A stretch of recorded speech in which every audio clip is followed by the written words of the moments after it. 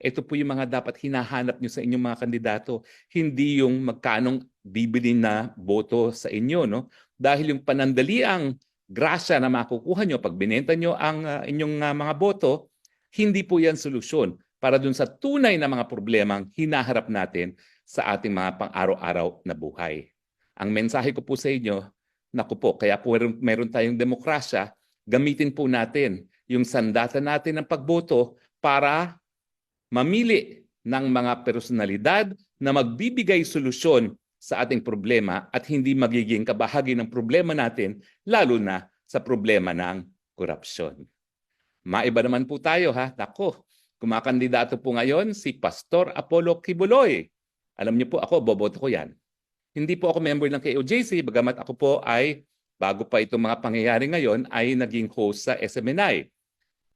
Na alam naman po natin na isang